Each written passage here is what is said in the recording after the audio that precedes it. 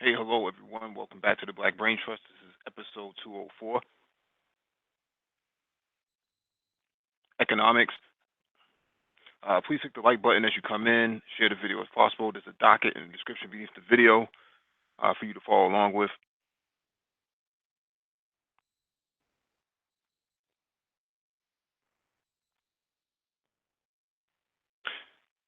And then we will get started.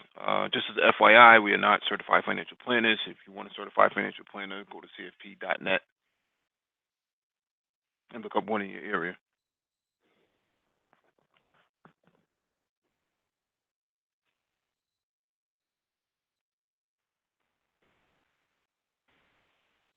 Salchi, what's going on?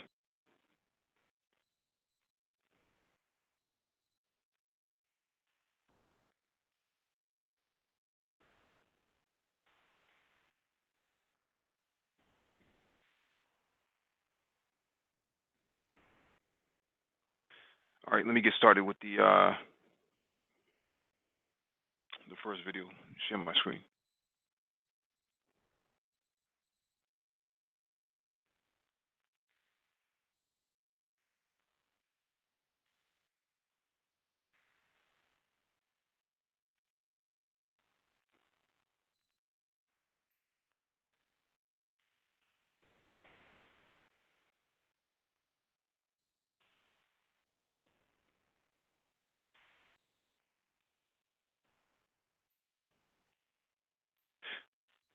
All right, so this first item on the docket is from the uh, National Black Chamber of Commerce.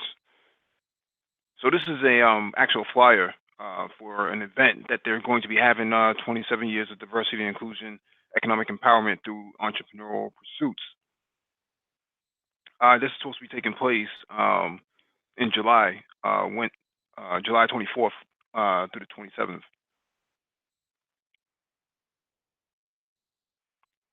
And the location is it's in Atlanta.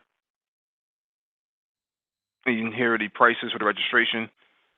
$200 for the early bird.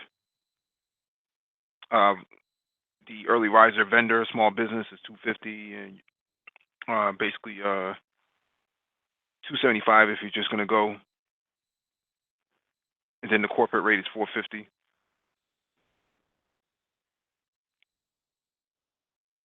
So basically, this is an annual event that they seem to be having.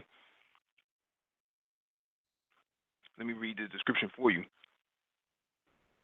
It is our distinct pleasure to invite you to participate in the National Black Chamber of Commerce 27th Annual Conference being held in Atlanta, Georgia. Our conference theme is this year is economic empowerment through entrepreneurial pursuits. This conference will be locally hosted by the Georgia Greater Black Chamber of Commerce. NBCC provides resources to support the development of startups and established minority owned businesses. We are expecting more than 300 engaged business professionals to attend this amazing conference. So basically, that's it in a nutshell. It's going to be 4 days. It's about $275 to get in. It's in Atlanta. Tickets are not sold out yet, so now you have until May 31st, if I remember correctly, to set this up. So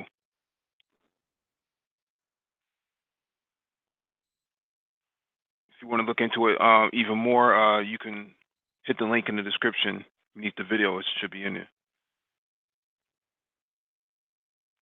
If you're into black-owned businesses, then you should be looking at this. Rosie Reyes, how are you doing?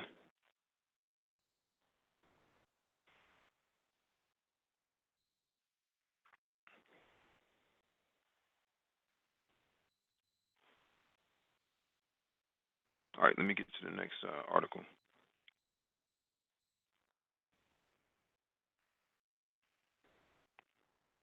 All right, this one is from Fox News. African American strippers awarded more than $3 million in discrimination case.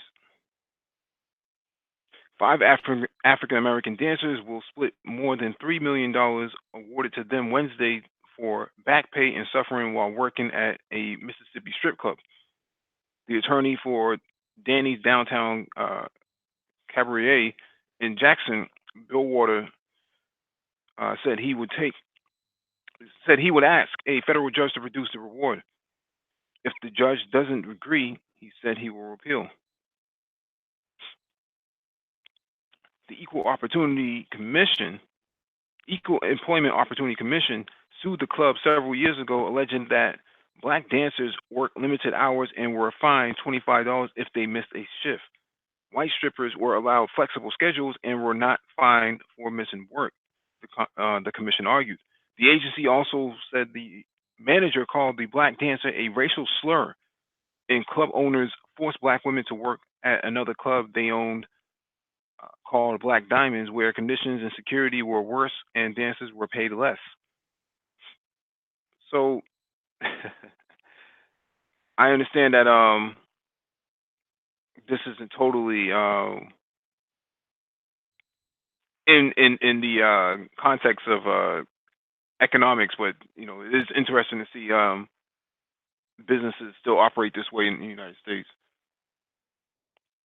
Rosie Reyes, I am doing well. I am, flying solo tonight, handling this hangout. So I know there's other hangouts happening right now. So Nate, what's going on?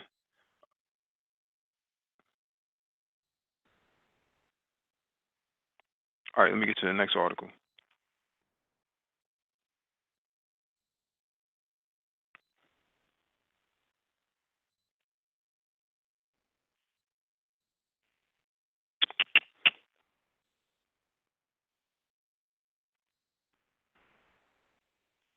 All right, let me get to this.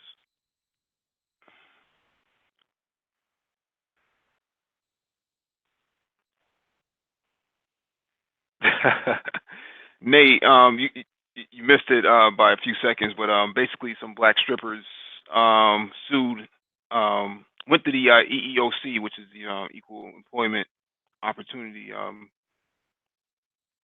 Council, and basically used that to sue the club for discrimination in Mississippi.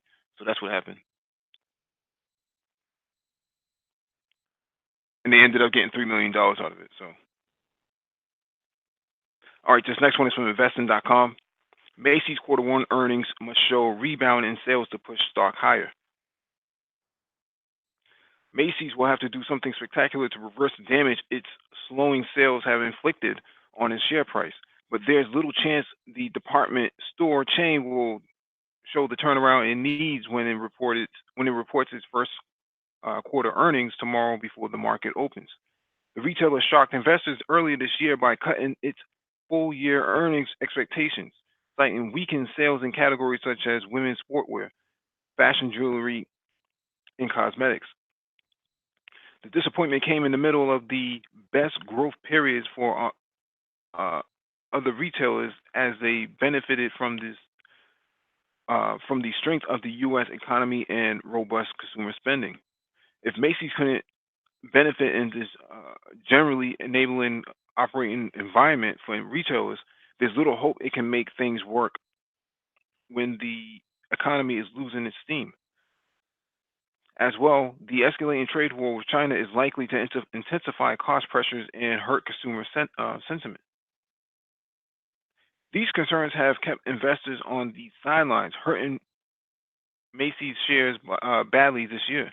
The stock, which closed down 3.9% at $21.58 a share on Monday, has dropped in 10 of the last 12 trading sessions. It's plunged 28% this year, losing about half of its value from the peak it reached last summer.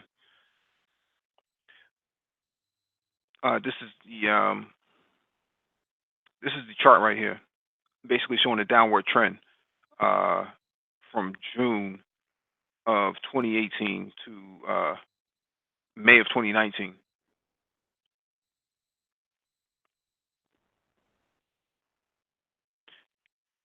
For the quarter that ended in March, analysts are expecting profit per share to decline to 33 cents from 48 cents a year ago.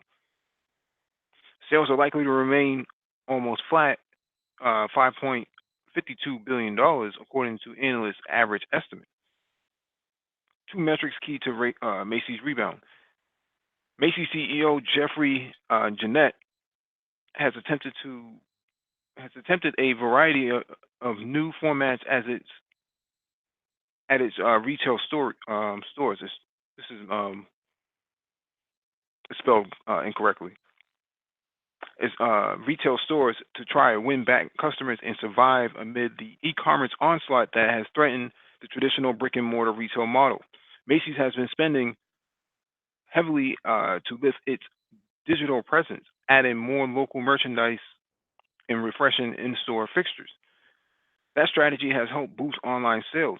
The retailer expects to exceed $1 billion in online sales this year. Macy's customers are finding its online platform, which lets customers check prices on its app, track order histories, do visual product searches, and also chat with customer representatives, very useful. Along with online success, Macy's is also cutting costs, and it expected that the store operator will release a savings goal for the next 3 to 5 years later this year. Still, in the long term, Macy's needs to show that its cost cutting, new spending, and store remodeling are breathing new life into actual sales. So, traffic at stores and growth in sales are crucial measures at this juncture, and will be the numbers that investors monitor most closely when the company releases its earnings report. So, what's happening with Macy's is that a lot of your online e-commerce is actually dominating Macy's at this point. There's no real reason to buy anything at Macy's if you can buy it from somewhere else. There's a lot of I would say that Facebook, many of your social media platforms have aided in advancing your small businesses that have comparative products to Macy's to propel forward, because now they can tap into a deeper demographic. I say Facebook because Facebook has one of the largest social media communities where small businesses can actually have better outreach.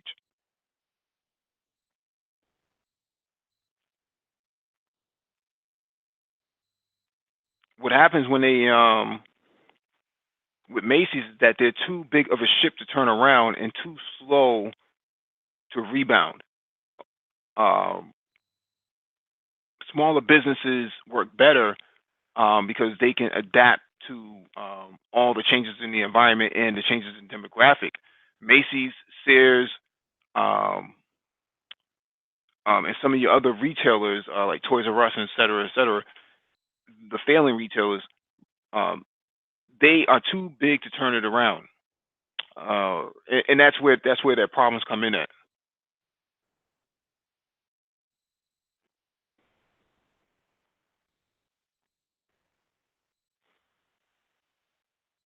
It was going on to everybody in the chat. Dr. Yaya, good evening to you as well.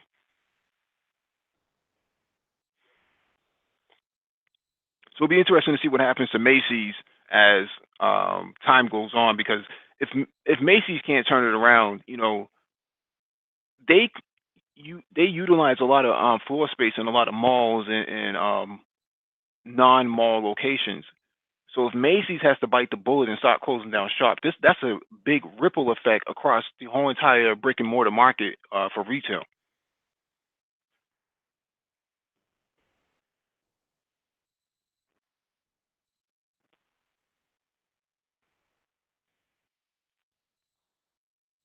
Nate asks, how come their BI analyst did not inform them? I don't know what you're referring to, Nate.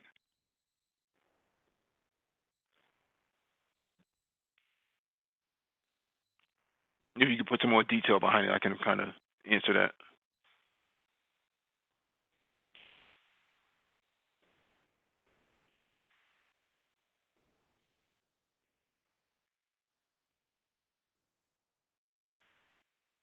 We got 20 people watching and only 15 likes. If you're not going to participate in the chat, at least hit the like button for us, please. Thank you. Yeah, but and what are you referring to? The business intelligence? What are you talking about? Macy's? Or what are you referring to?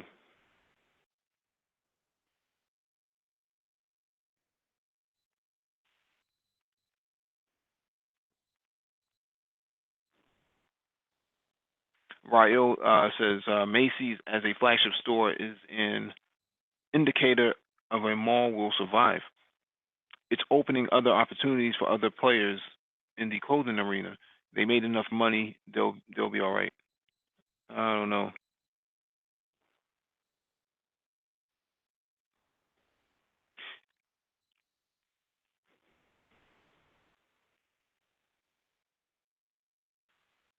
Dollar Will says get ready to watch to catch some nice sales on quality clothing material. Could very well be Dollar Will.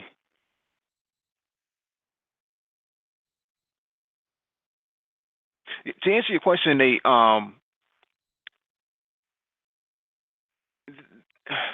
BI guys would have caught that, but it's ultimately up to VPs.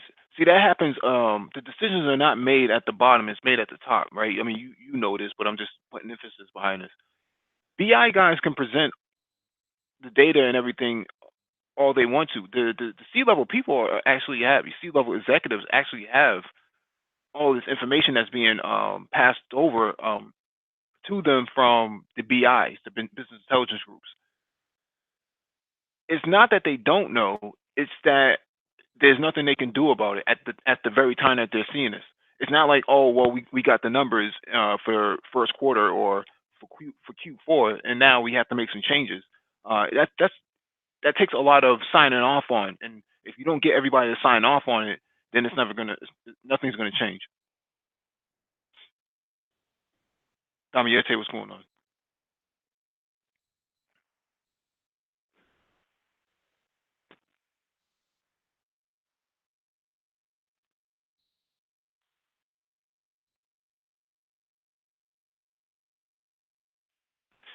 Star in the chat says I read an article in the Times last year. I think I think where Macy's in Texas is being used as a homeless shelter. I saw that as an indicator that the brand is tanking. I think that might have more to do with the Houston disaster that happened about a year or so ago. I could be wrong though.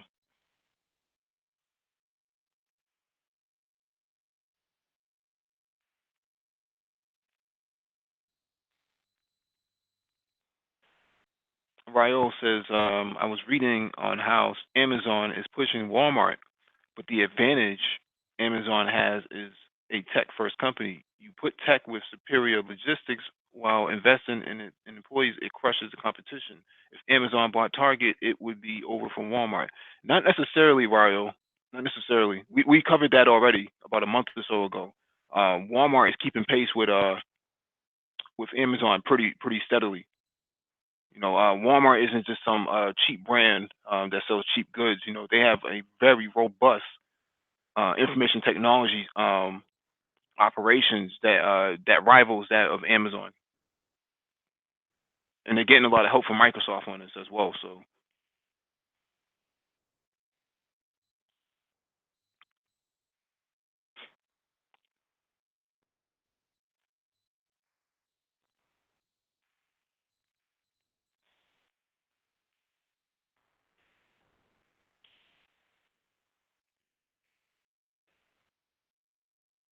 all right, let me get to this next article.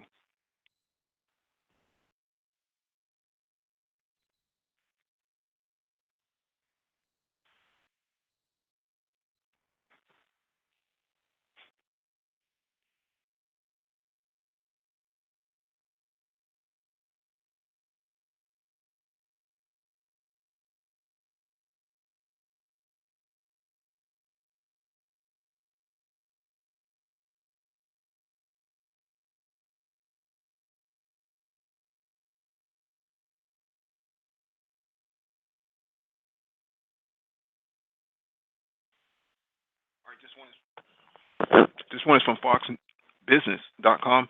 Billionaire Robert F. Smith pledges to pay Morehouse College class of 2019 student debt. Billionaire technology investor Robert F. Smith pledged Sunday to eliminate the student debt for the entire graduating 2019 class at Morehouse College. Smith, the founder and CEO of Vista Equity Partners and uh, Morehouse's commencement speaker on Sunday, announced that his family was setting up a grant to eliminate all student loans for the graduates. On behalf of the 8 generations of my family that have been in this country, we're going to put a little fuel in your bus. This is my class, 2019, and my family is making a grant to eliminate their student loans, Smith said to nearly 400 graduating students who cheered when they heard the news. I know my class will make sure they pay this forward. And let's make sure that every class has the same opportunity going forward because we are enough to take care of our own community. Smith had already announced $1.5 million gift to the school. The additional pledge to pay off the graduating class student debt is estimated to be $40 million. The investor and philanthropist received an honorary doctorate from the college during the graduation ceremony. Morehouse College is an all-male, historically black college located in Atlanta, Georgia. Where you live shouldn't determine whether you get educated. Where you go to school shouldn't determine whether you get textbooks, Smith said.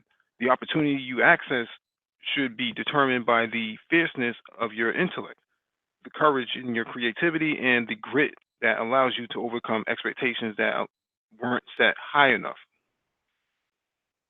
Smith, who had an estimated net worth of $5 billion, founded Vista Equity Partners in 2000, a private equity firm that invests in software, data, and technology driven companies. The 56-year-old billionaire is the first African American to sign the Given Pledge, a campaign founded by Bill and Melinda Gates and Warren Buffett to encourage wealthy individuals to dedicate the majority of their wealth to philanthropy, Forbes reported. Um, so there it is. Your educated lane giving back to the community.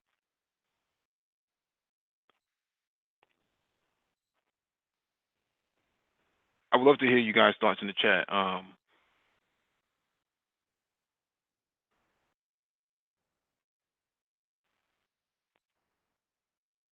Woman of the past, how are you doing? Good evening and welcome.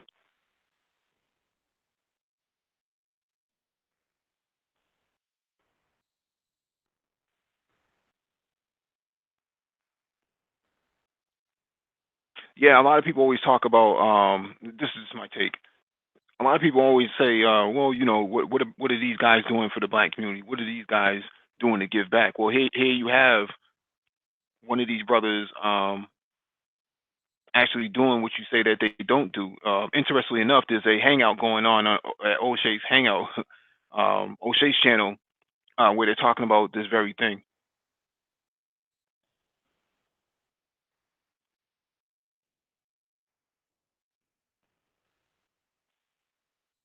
Yeah, I think he's a great guy. Um, what else? What more can you ask for from somebody like that?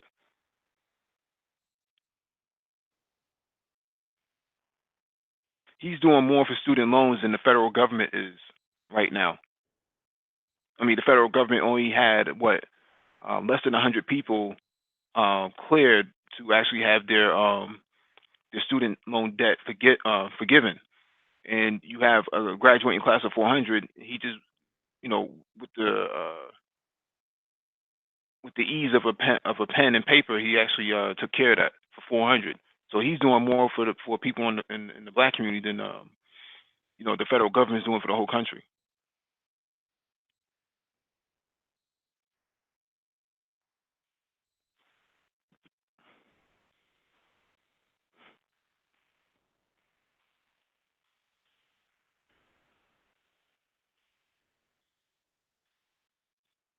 No, dollar. Well, I'm not forgetting how much Bill Cosby gave. I'm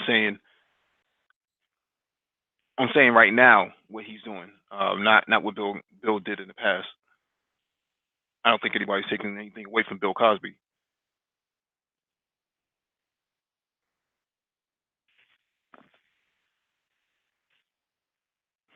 It's a very powerful move. So,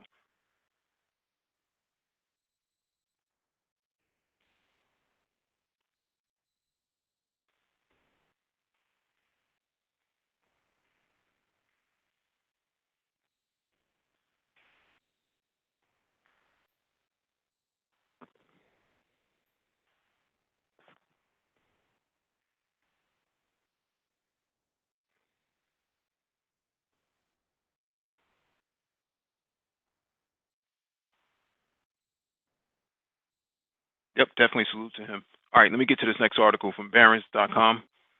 Microsoft Cloud business is closing in on Amazon Web Services, analyst says.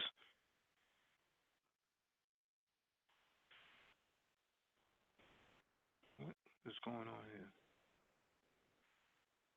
Microsoft stock, Microsoft stocks ongoing filtration with $1 trillion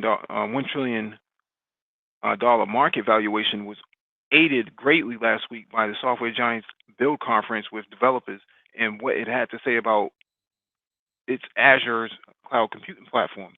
Azure continues to make meaningful strides, closing the functionality and usability gap with Amazon. They're referring to AWS.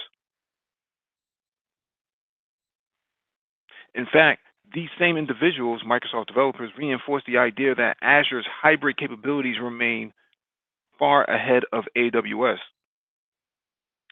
Reback, who attended the conference in Seattle last week, reiterated a buy rating and price target of $150. Microsoft stock is down 2.7% to $123.74 in a day of heavy losses on Wall Street on Monday.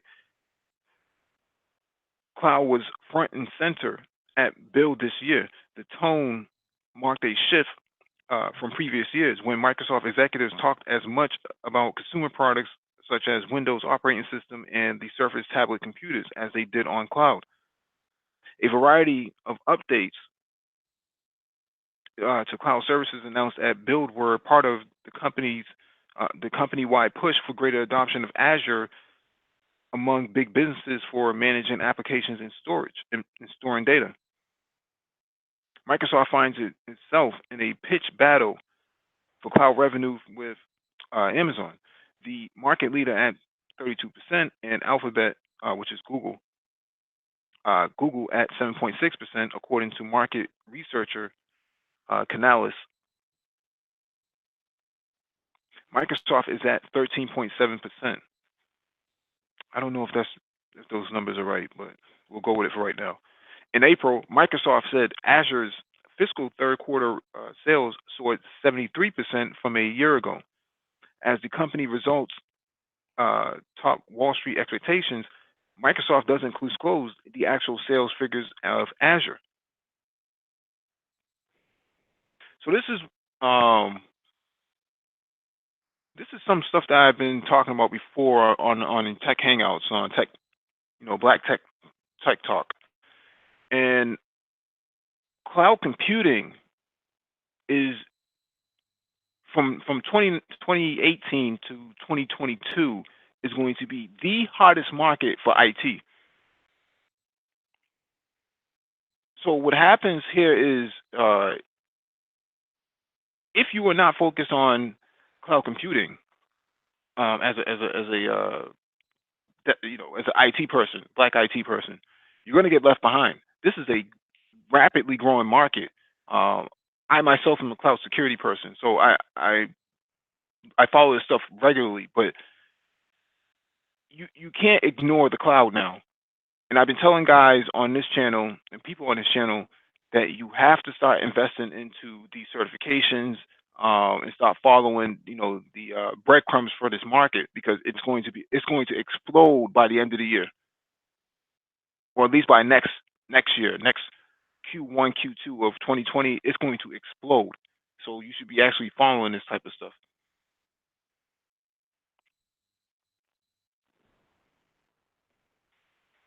Star, yes, is for Morehouse students. So Morehouse is a black male college.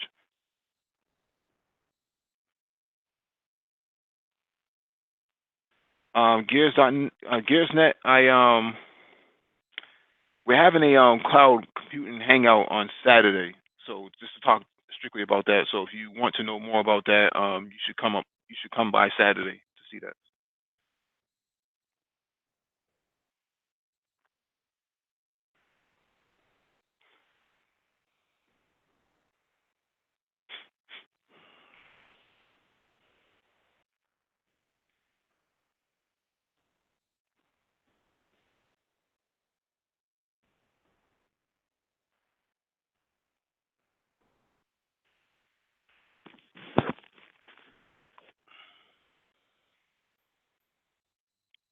All right, let me get to this next one. All right, this next one is from MarketWatch.com. There's one major U.S. city where making $100,000 may not even cover basic bills. California cities dominate the place where a six-figure salary barely covers the basics, a news analyst shows. A fat paycheck doesn't always mean you can pay the bills. This week, personal finance site Go Bank and Rates released a interesting analysis of how far a $100,000 pre-tax salary would go towards covering basic costs, rent, groceries, utilities, driving costs, and healthcare. In the 50 largest U.S. cities, and there are just and there was just one city it found where that six-figure salary wouldn't cover your basics, San Francisco.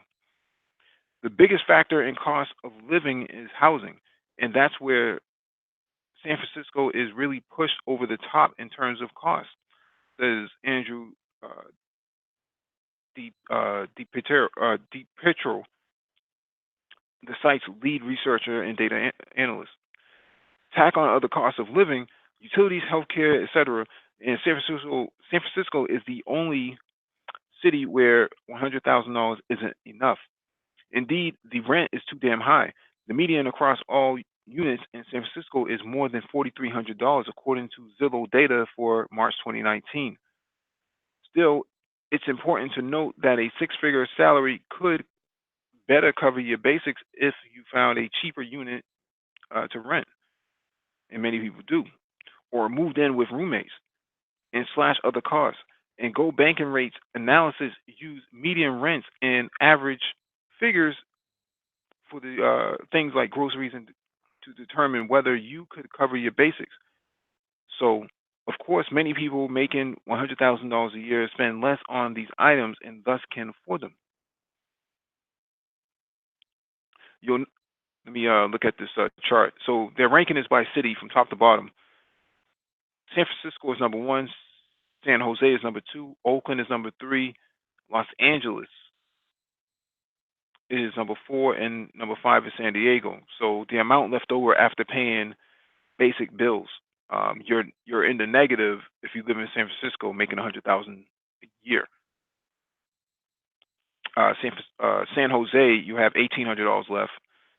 Oakland, you would have $8,448 left. In Los Angeles, you would have $9,689. In San Diego, you would have at least $13,077.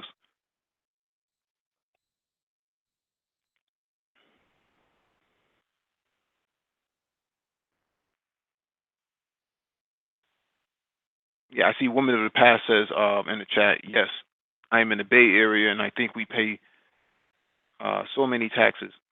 That's California for you.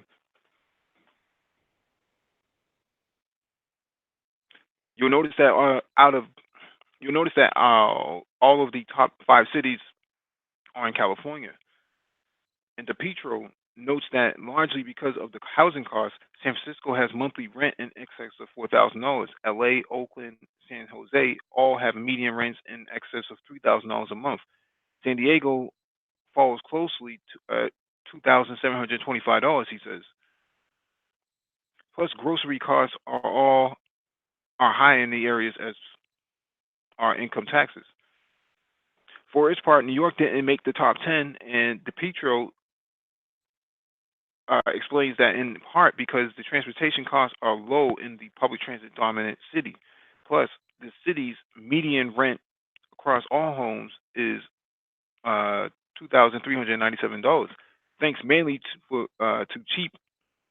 cheaper rents in boroughs like the Bronx, keeping the overall rent price down. He adds. So, what should you do if you're struggling to pay your bills in pricey cities like these? Look first at slashing housing costs, which typically take up the lion's share of your budget. These are 800.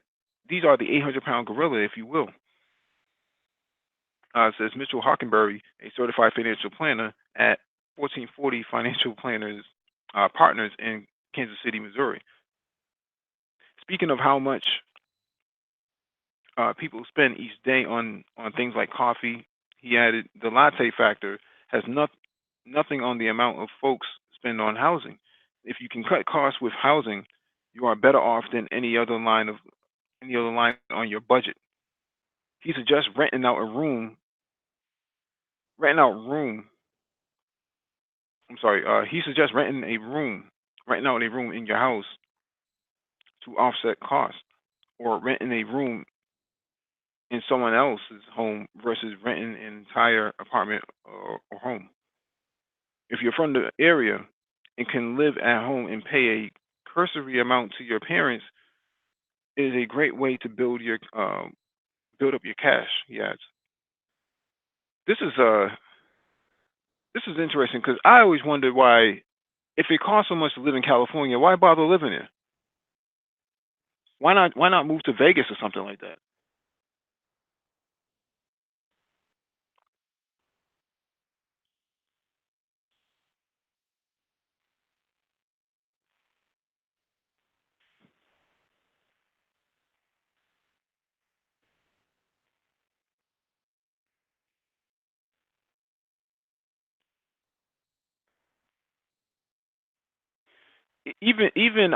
I mean, DC is bad too. If you really want to look at it across the board, DC is really bad. 100,000 is not going to get you anywhere in DC. I mean, you could probably get somewhere, but you'll be eating, a lot of ramen noodles every day. Um, North Carolina, and specifically the Charlotte area, seems to be really good in terms of living costs, debt to income ratio. Um, Atlanta used to be really popular. I think Houston is more popular now. Uh, ain't no way in the world Boston. You're not gonna get anything. Boston is almost similar to San Francisco, so I'll put Boston in the same category.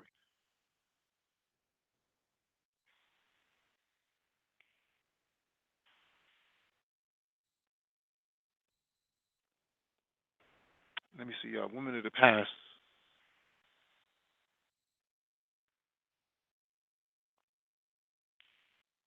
Women of the past says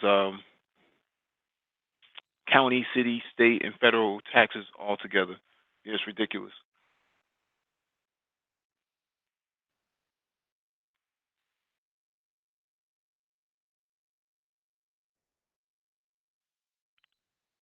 Like Salchi says, if you aren't earning the minimum to be in the top 10% of income earners in your area, you're you're effectively financially falling behind. In my area, DC, that's 180,000 a year. I just got finished talking about DC.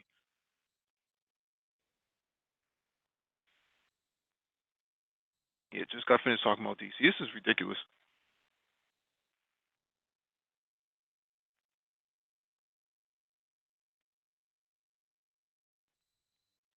He says Florida is not that far from Cali. What kind of map are you looking at?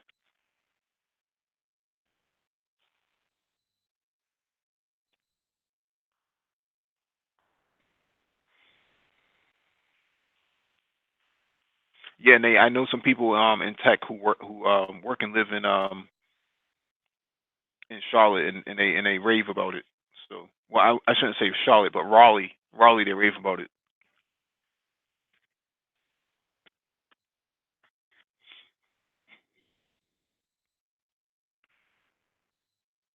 Hey, what's going on, freelance Ronin?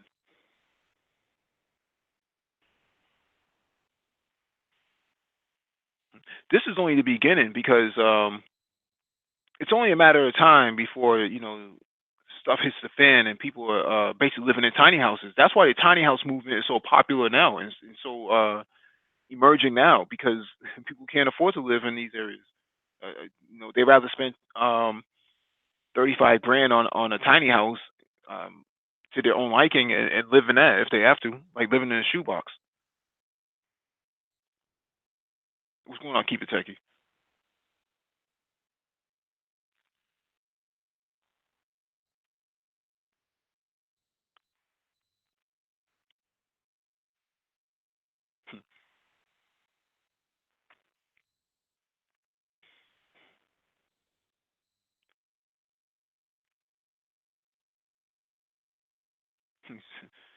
California's pension fund is underfunded, so they will take more money via income taxes.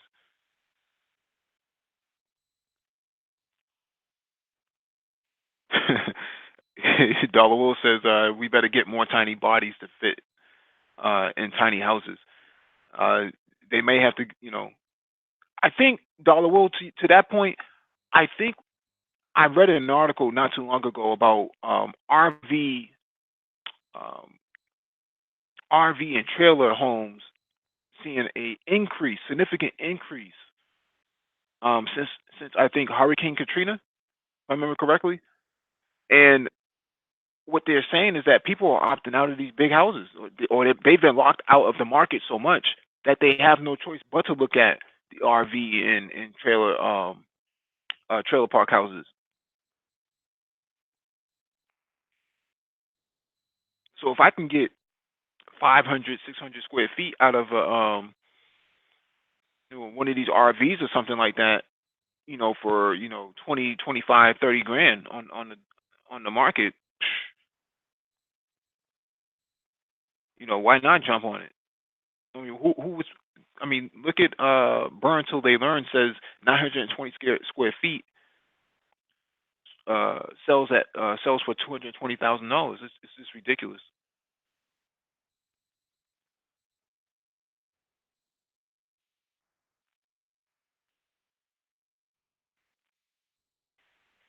Woman of the Past says right now all we have left to buy in North Cali is Fresno and Stockton, and we don't even know. If I remember correctly, Stockton was testing out UBI. If I remember correctly, they were testing out UBI there. You know what, Dollar Will? We got to do a hangout on the housing market and these tiny houses and these RVs and these trailer homes. We got to do a hangout on that because that has to be so. That has to be. We have to do a deeper dive on that because there's so much that goes into that.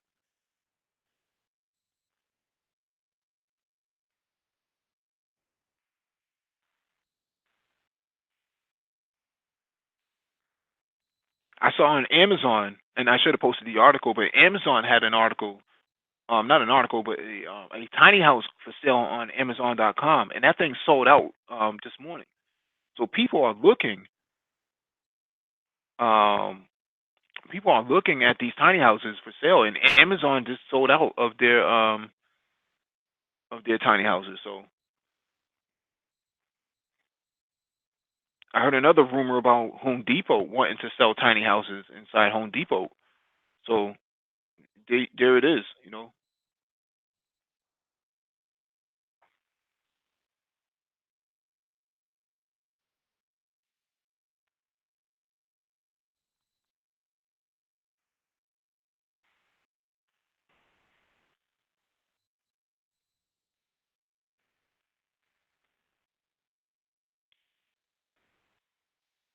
All right, let me get to this next article.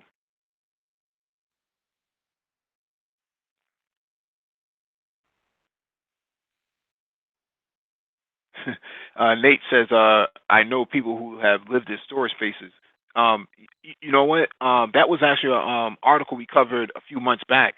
In Boston, they found people, with mattresses and futons and stuff living in these storage facilities. I guess they sleep during the daytime and then they, go run the streets at night or something like that. I don't know how they did it because most of that stuff must have, trigger sensors, ground sensors, proximity sensors that go off when they see any sort of movement on the property. So I'm curious to know how they were able to get in there and not be detected.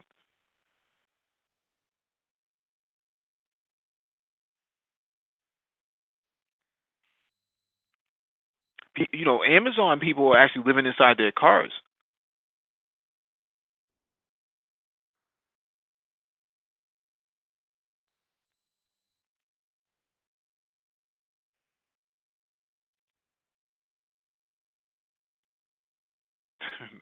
Christian says, I got three in storage areas now. Just got to be in before 9 p.m. That's a curfew. This is crazy. Let me get to this article. All right, this next one is from BusinessInsider.com. Amazon will give employees $10,000 and 3 months' pay to set up their own delivery firm to help fulfill its one-day shipping promise. Amazon needs more drivers to fulfill one-day shipping promises, so it's paying employees to set up their own delivery companies. Amazon announced Monday that it will offer current employees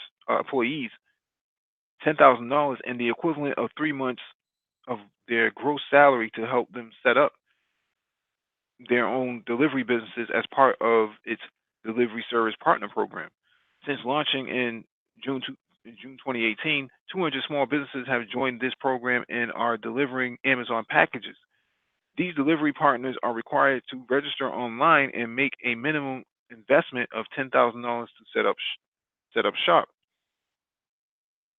Amazon has been on a hiring spree in recent months as it looks to add more delivery partners after announcing that it would be reducing its speedy 2-day shipping policy down to 1 day only.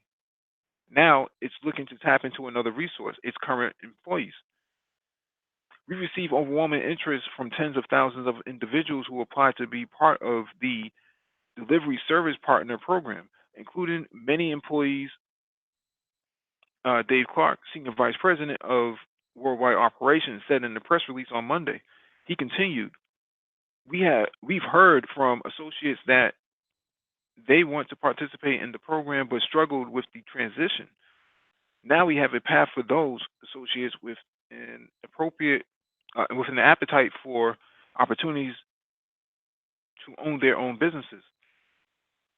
These budding entrepreneurs are kept safe in the knowledge that they will be busy thanks to the consistent delivery volume.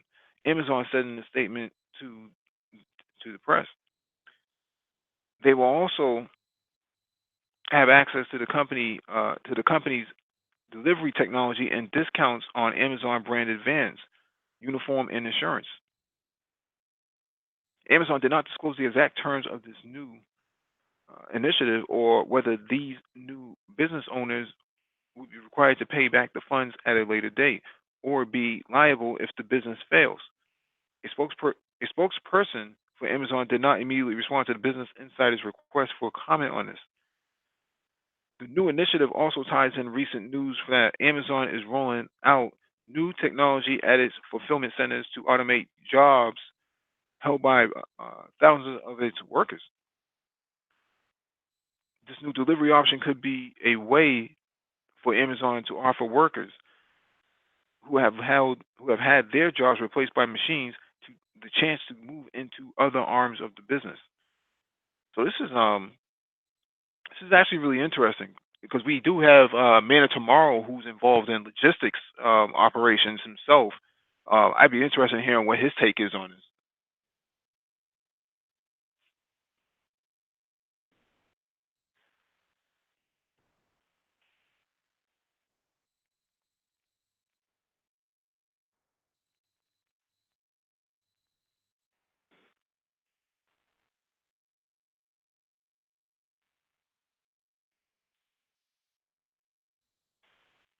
Hmm. Perfect opportunity for some of these guys who have been out of work to actually make some money. So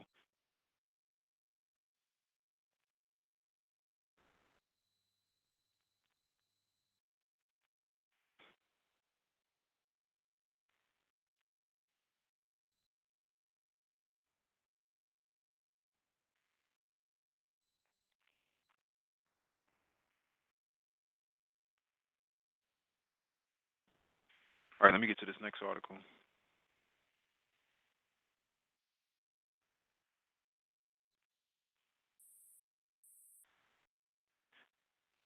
Burn till they learn. Amazon knocking out FedEx, UPS, and USPS. So I would agree with you, and we would have to wait to see what happens with UPS and FedEx to see what they try to do as a countermeasure because they can't survive for long with the way things are going with Amazon at this rate. They would have to start pulling some of the same tactics.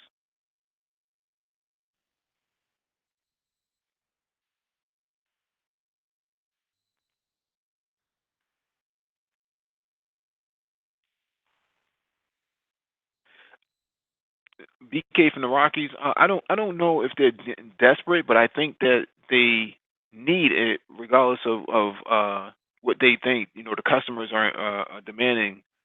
You know, to uphold their SLAs, their service level agreements. So,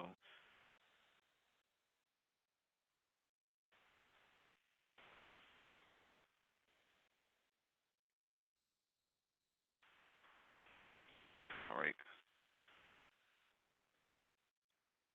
let me get to this next article.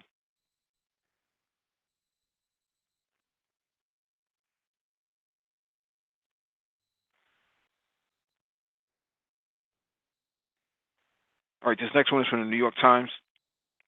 What's scarier than student loans? Welcome to this world of subprime children. Income share agreements sound like a better deal than today's student loans, but what what will they do to society?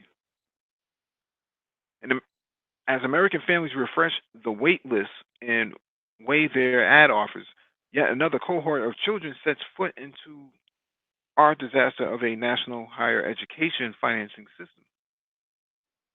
Student debt in the United States is over $1.5 trillion, with half of it accumulated in the past decade.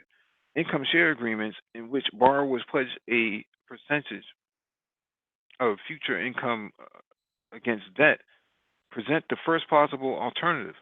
That's what we should be afraid of.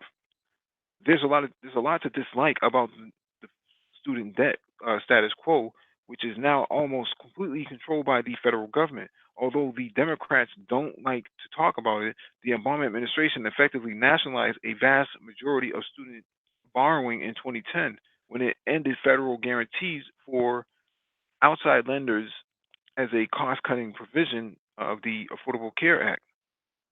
The government has a number of advantages as a lender, including an exemption from regulations and debt collectors and the ability to print money.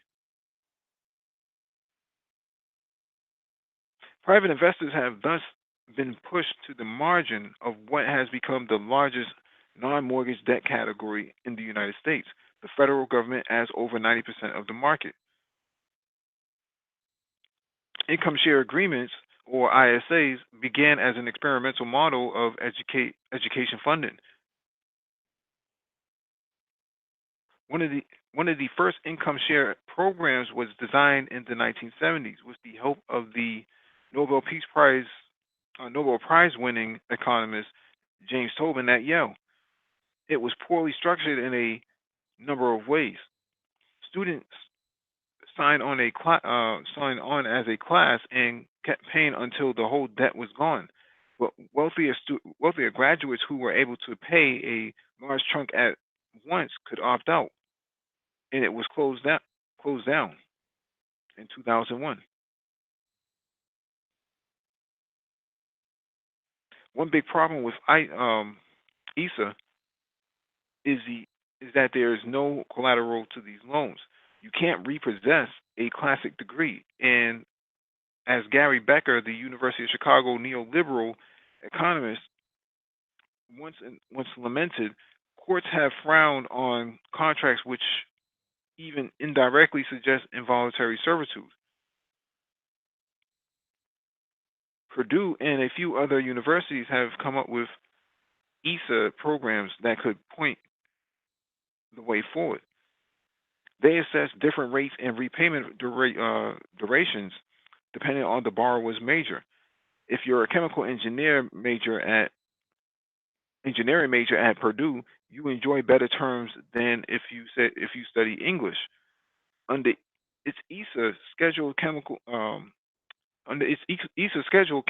engineers are expected to repay $33,000 at the rate of about 8.5% of their income for 7 years and 4 months.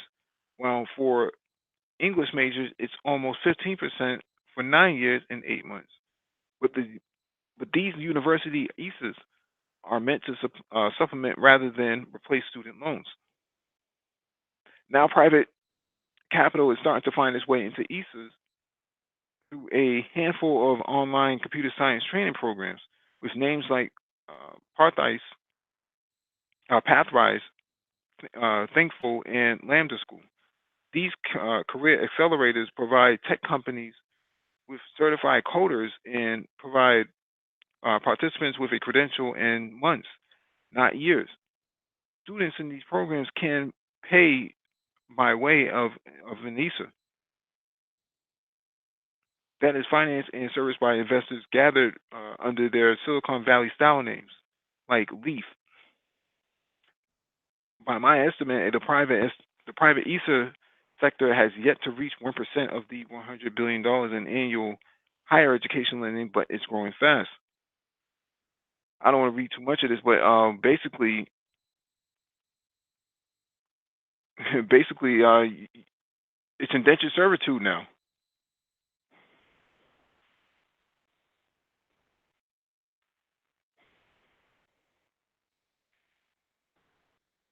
So now what they're trying to do is make sure they tie your kids in with a debt that they can never pay off, or keep tying them in some way, shape, or form with education spending.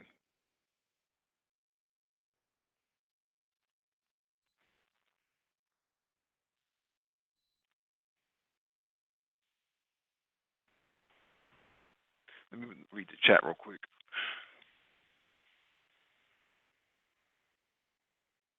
Hey, what's going on, Jamal Omar?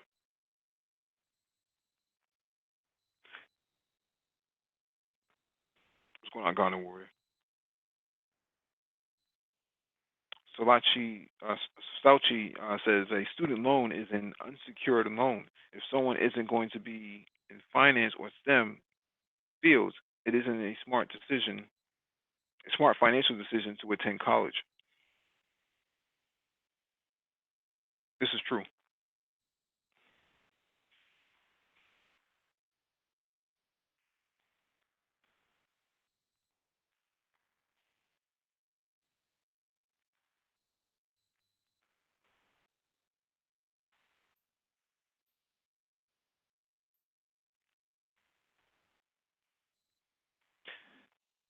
Yeah, we talk about education a lot on this platform, so we always point to EDX and Udacity and Coursera, a few other platforms that we've talked about before.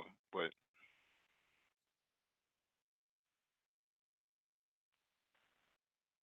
there has to be a better solution to these problems.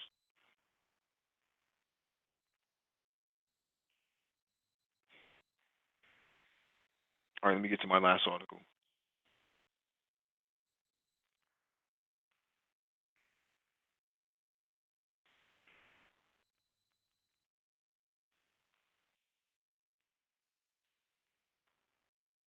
All right, this one is from MarketWatch.com.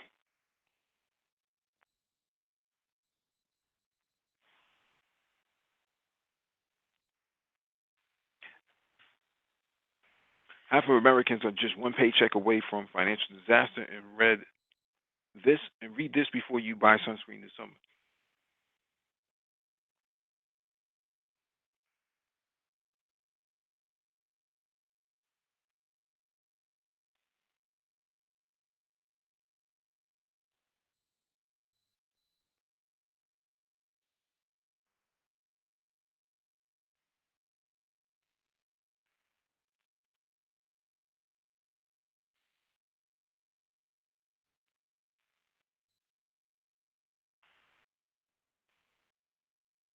Missing more than one paycheck is a one-way ticket to financial hardship for nearly half of the country's workforce.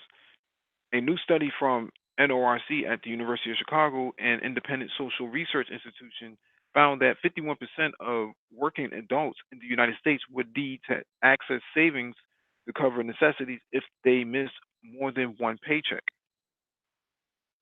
Certain communities were more prone to economic hardship in the event of missing a paycheck. Roughly two-thirds of households earning less than $30,000 annually in Hispanic households would be unable to cover the basic living expenses after missing more than one paycheck, the researchers found.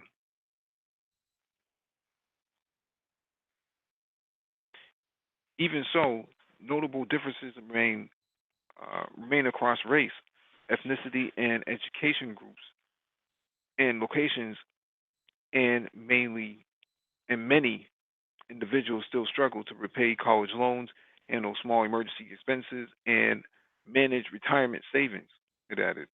The findings were based on a survey of more than 1,000 adults. The researchers interviewed a nationally representative panel designed to be indicative of the U.S. population. The, U, the survey provides a sobering look at Americans' precarious finances, even as the economy is improving. Jobs are more plentiful, and stock market has, despite this week's volatility, generally continued its upward trajectory this year. Prosperity Now, a Washington, D.C. based think tank focused on expanding economic opportunity for low income Americans, said 40% of U.S. households lack a basic level of savings.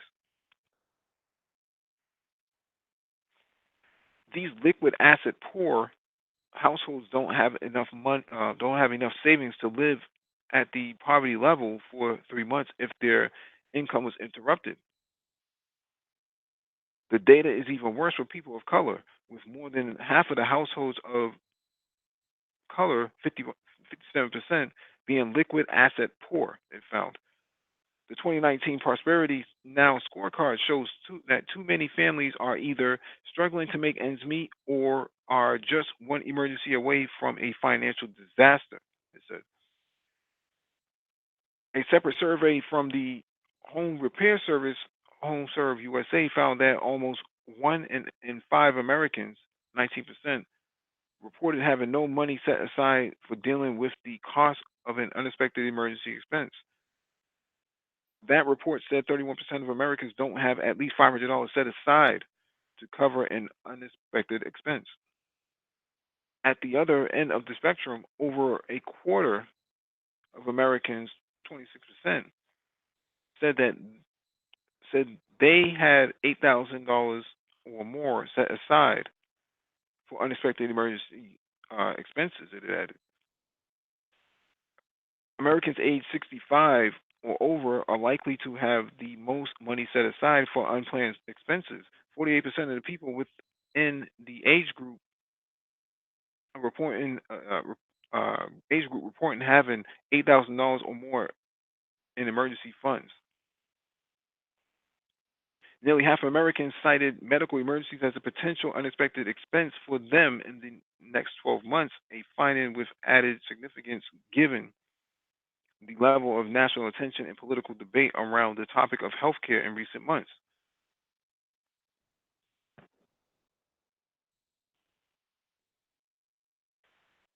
This chart is just showing the number of paychecks workers can miss before dipping into savings. Let me see if I can click on it.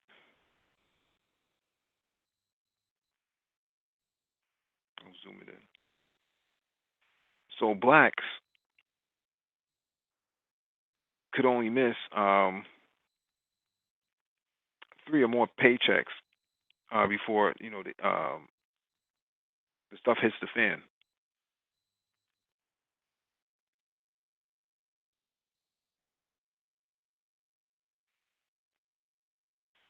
Blacks can only miss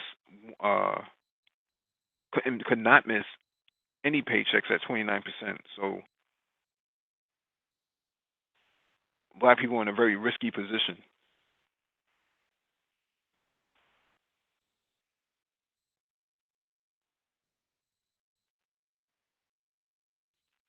Approximately 22% they say they expect to forego payments on some of their bills, and nearly half of those who don't pay their bills also fail to pay off their credit card bills every month, racking up double-digit interest rates. The Fed's 2018 report found that 74% of adults reported that they were doing at least okay financially the previous year, up 10 percentage points from the first survey in 2013. Short disruptions in a pay can cause significant hardship as most Americans appear to be living paycheck to paycheck, Angela Fontes, director of the Behavioral and Economic Analysis and Decision Making program at NORC at the University of Chicago, said in the report. NORC's study found that most workers would manage a missed paycheck by cutting spending on non-essential items, 73%. The methods consumers would employ to handle a gap in income could have serious long-term ramifications. Around 2 in 5 consumers said they would stop putting money away into savings, while more than a quarter reported that they would stop making retirement contributions. Arguably, more concerning, though, is how many Americans would turn to debt.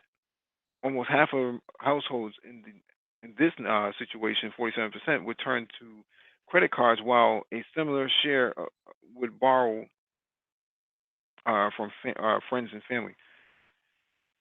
This is this is a wake up call because I think Dollar Will has been kind of pointing to this on his channel and on this channel that something big is going to come, and Black people are not prepared for this because they have never seen anything like this before that's about to hit. Um, we've looked at the market, the technical analysis that Dollar has presented many times in the last few months on his channel, and I don't think a lot of Black people are prepared for what's about to come.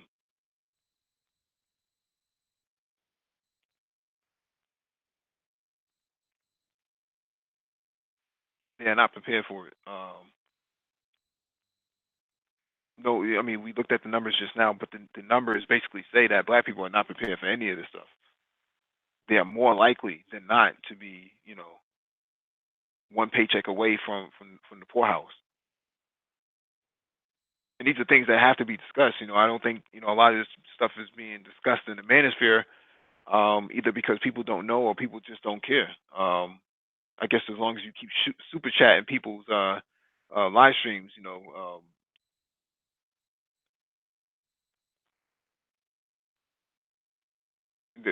they'll just kind of blow it off.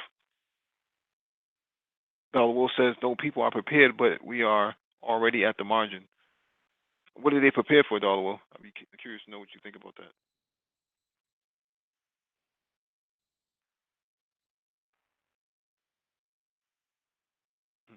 The broke genius. What an interesting name. Um,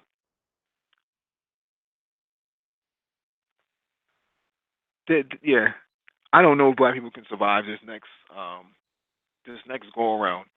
Mostly due to the fact that they're ill prepared or ill equipped for the fourth industrialization of this country. We've talked about this many times on this channel, but the point I'm making here is that Black people are not ready for the new jobs that's coming down the pike.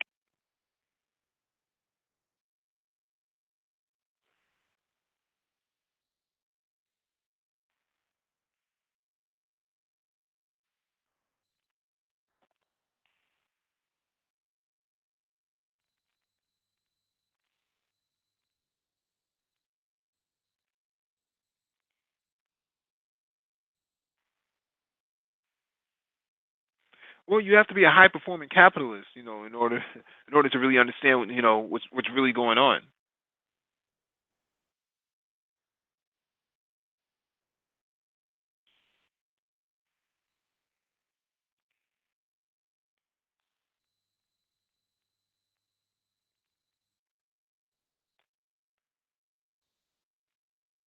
Yeah, what's been going on, at least here in Boston, a lot of what the article is pointing out, is highlighting has actually been happening on the ground. Um, Eviction notices are coming, repossessions are coming. Um, they're booting people's cars because they can't afford to pay off their tickets or some of their violations in that regard. So cars get booted, they get impounded, they stay in the impound for more than 90 days, they get auctioned off, and once they get auctioned off, that person who loses their vehicle no longer is not only are they in debt, because they didn't pay the insurance and so on and so forth, they also still owe the state or the local municipality, because they didn't pay their boot, pay to get the boot off. They didn't pay whatever tickets and excise tax that they had before. All of this stuff is a cascading effect.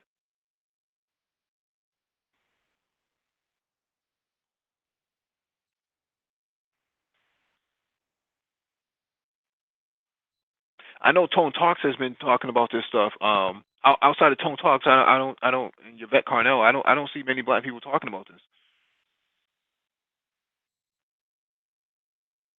at all. I mean, this is serious business here.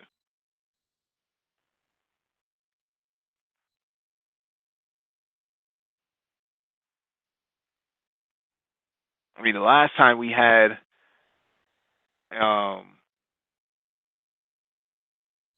a mean hiccup on the financials was in 2008. And back then, you saw people trading in their SUVs to get out of high those gas guzzlers to go get themselves into a four-cylinder, three-cylinder car.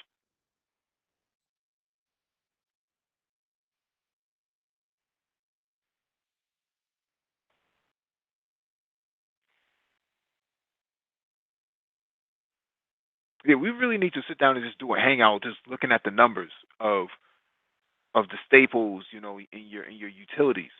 Um, you think about a car.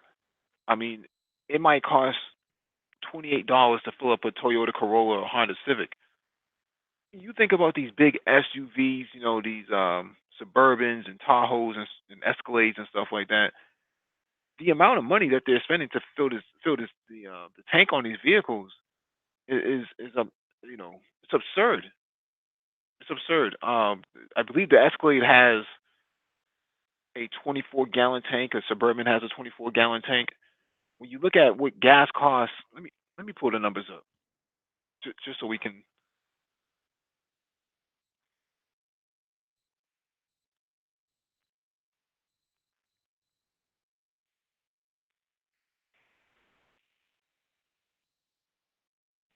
pull the numbers up.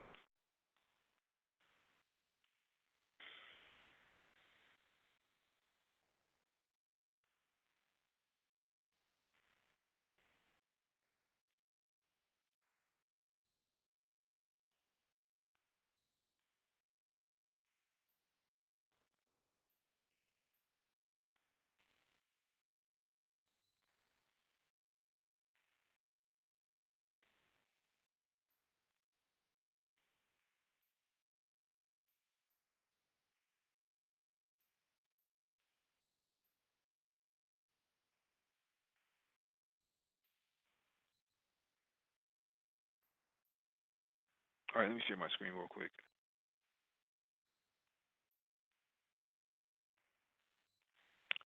This is GasBuddy.com. I use this because I have the app on my phone, so it tells me where the cheapest gas is going to be.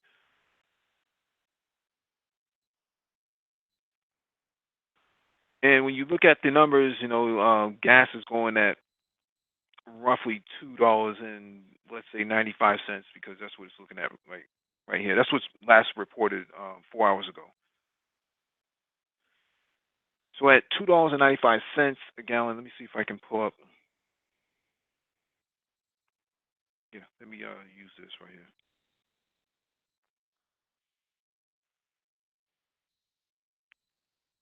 Let's go back to 2008. People bought these big SUVs and whatnot. So um, Chevy.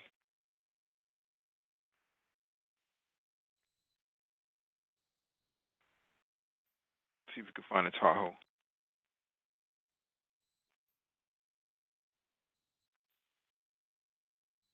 We'll go with a Tahoe. Yeah. Yeah. So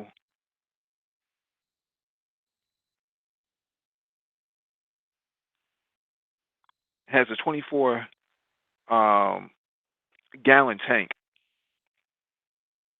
Let's say we went from Boston to New York. Let's say we went from let's say we went from Boston to New York.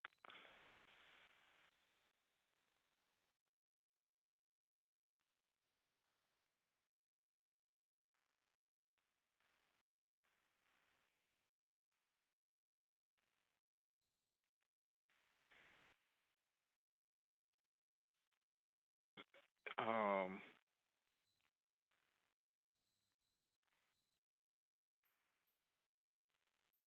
a Tahoe uses up to 20 gallons of gas. Um, just on a single trip.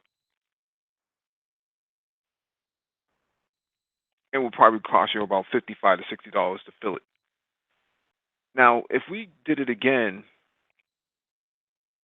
for let's say a Honda Civic,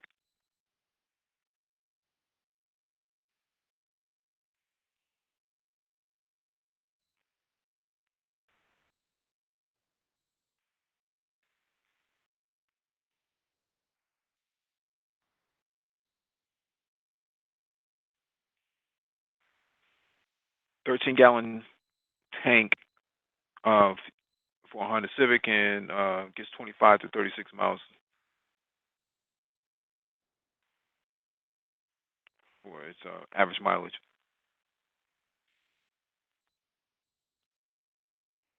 So what we're looking at here is that it's almost $30 more just to fill the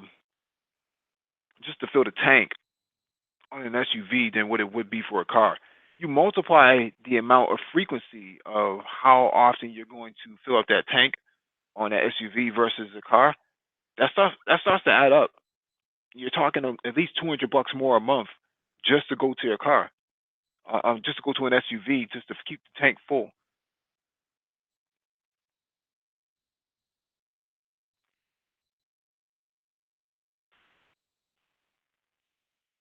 I'll actually drop the link in the chat for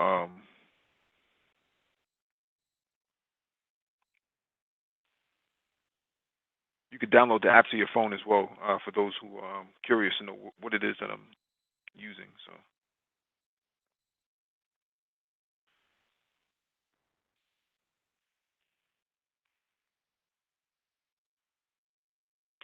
burn till they learn. I fill up $45 every 1.5 weeks on my V8 truck. Depends on how often you're using your vehicle, so that plays a role.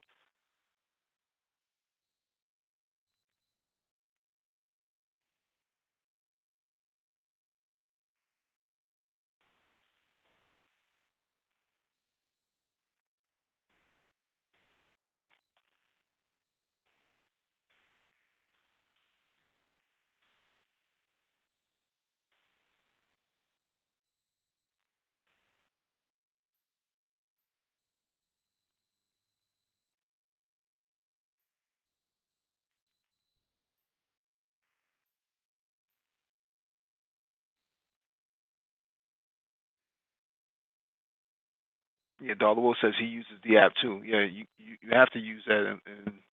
In this day and age, not having gas buddy is like not having AAA or some form of roadside assistance.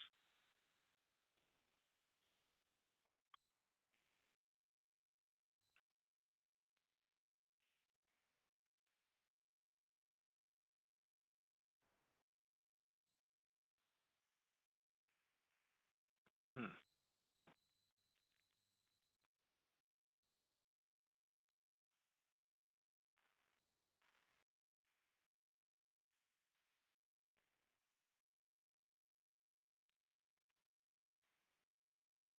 Burn till they learn says before I had a four-cylinder Honda when I was commuting 25 miles or more. but then that proves the point, right? That an SUV is unsustainable, especially a V8 at that rate. You driving something like that every single day? That's got to be costing you at least $1,500 a year to upkeep that just in gas.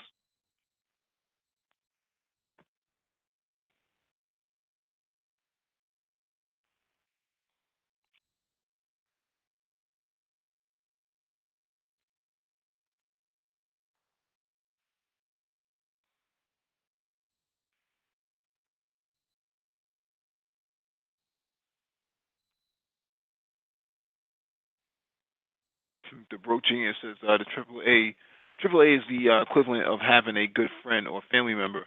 Except in the black community, not many people can say they have good friends or family members.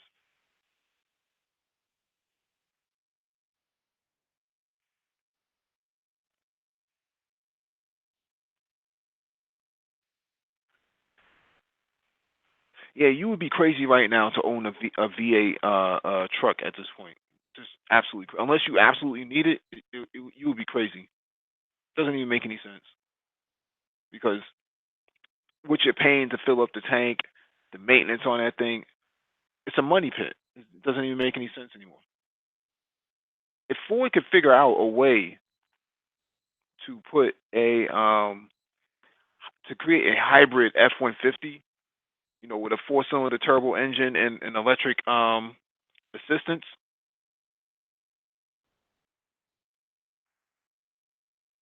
that would be a game changer for them. But they've been beat to the punch by the EV pickup truck from that company. Yeah, Rosie Ray says too many meaningless conversations being had. Well, and that's the nature of the manosphere. All of the meaningless conversations being had is um 2.0, manosphere 2.0. Right? We're 3.0, so you don't get a lot of that stuff from us. Diaspora says Ford already partnered up with Rivian. Sounds like a good move to them.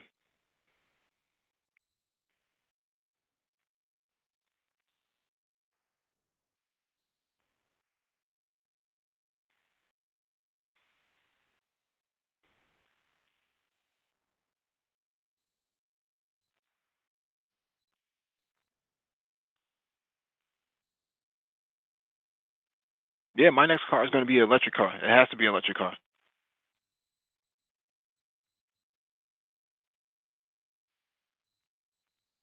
Yeah, electric cars. You'd be crazy now. The new Tesla gets something like 375 miles to the charge, and there's charging stations in our strategic locations in your area, at least in the Northeast. So can't go wrong with that.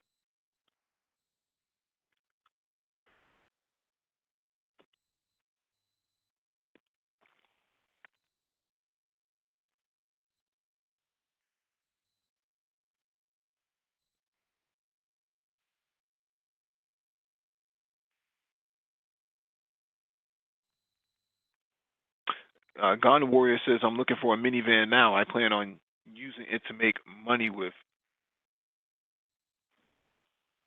Uh, Let me help you out with that. Gone Warrior.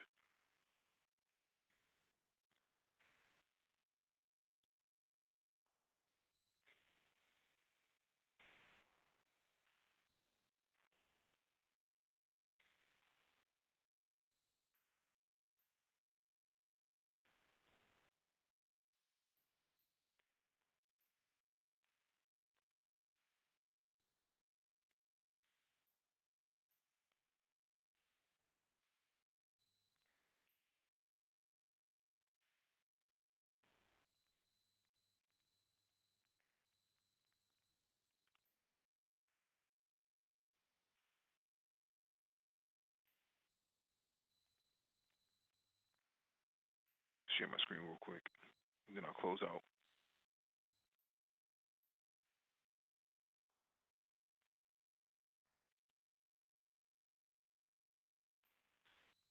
This is the closest thing you're gonna get to a fuel efficient van.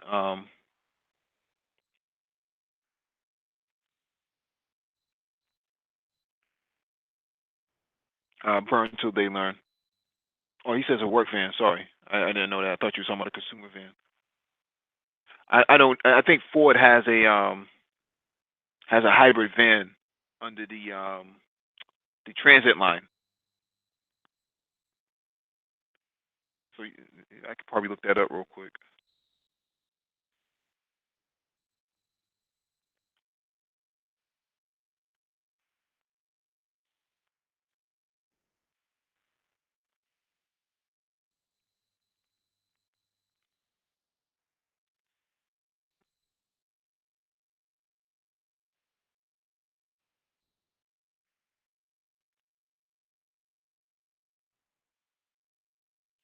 Yeah. So here it is right here from Autoblog.com. Ford announces all-electric transit plug-in hybrid mid-size vans for Europe.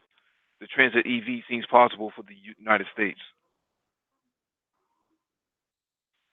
Today's a big day for the electrified Fords. The company just revealed the all-new Escape, which features both traditional hybrid and plug-in hybrid variants.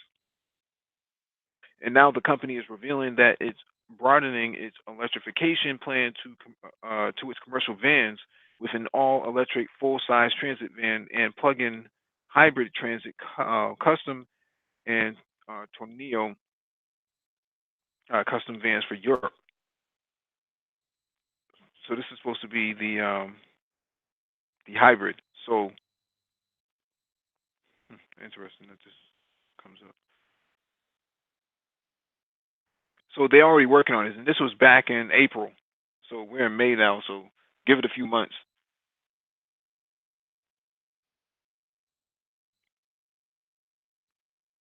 Well, like anything, it's going to cost money. So nothing's free. Rosie Reyes says, "Can you please do another live stream about this, Mike?" Um, I don't know what you're talking about, Rosie. If you can post in the chat what exactly you're talking about.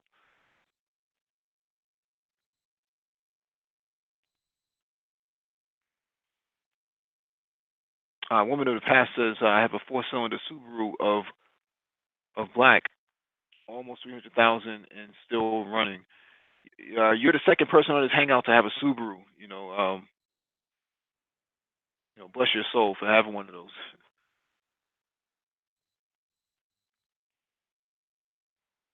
Oh, an Outback, Outback Subaru.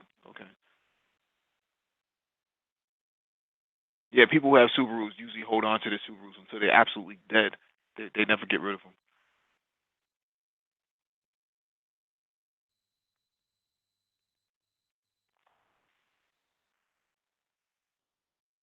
Yeah, I'd rather have a Subaru than the F-150. At least you know where you stand with Subarus. With the F-150 is it's called Ford for a reason. Fix or repair daily.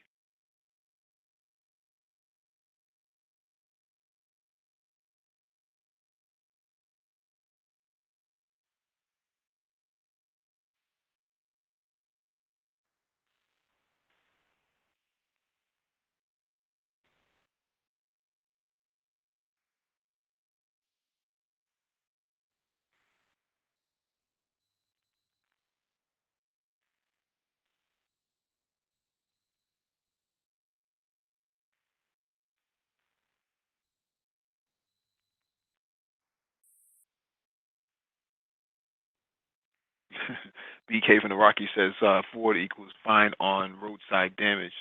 It's another one. I haven't heard that one before.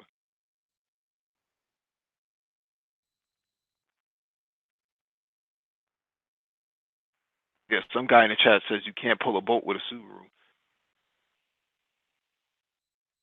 I would argue that you could.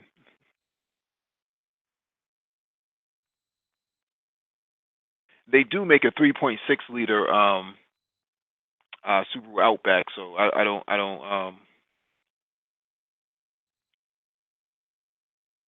see why it wouldn't be able to do it. Information Man Show, brother, what's going on?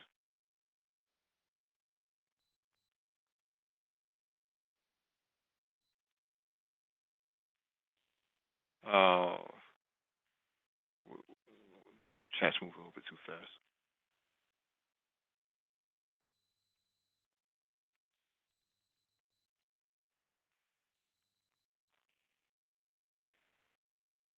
Preem, what you do, you know, in your personal life, going to these sort of shops, we don't want anything to do with that.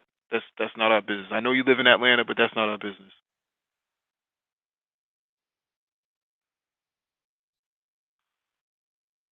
This guy says go to a tranny shop. Not here, buddy. We don't do that over here.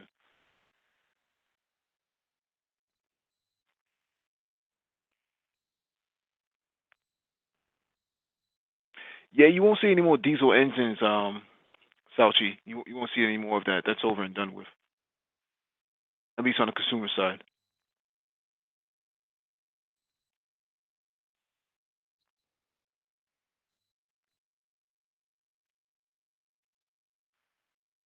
Information Man show. We gotta definitely do another hangout.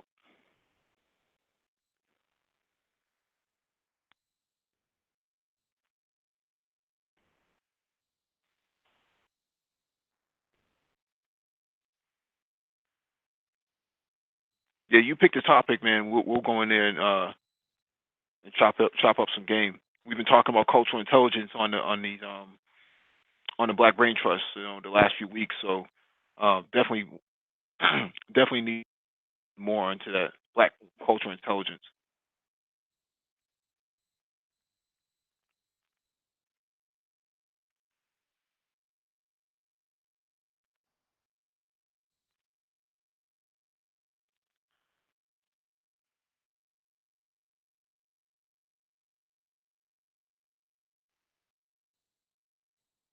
All right, let me shut this down because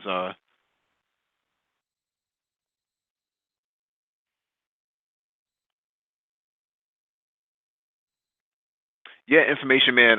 Cultural intelligence it's an actual it's an actual thing.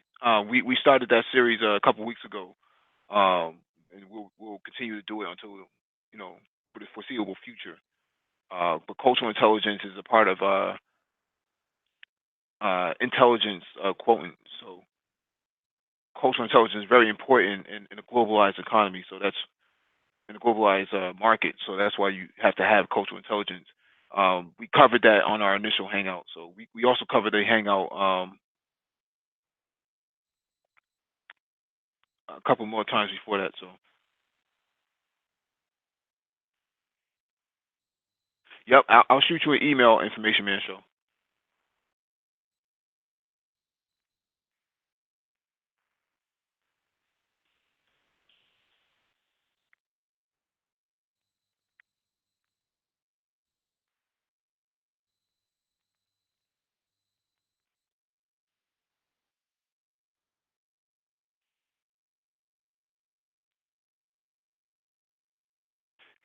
Diaspora L says Volkswagen make some of the best diesel engines. Yes, that includes Dieselgate foolery.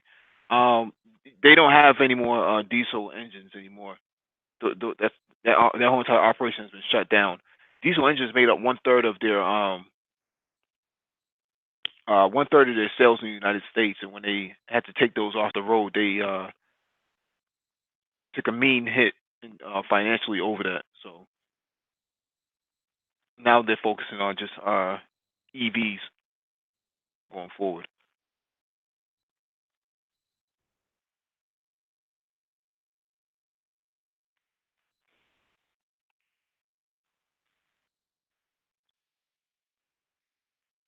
All right. That being said, man, I'm gonna take off, and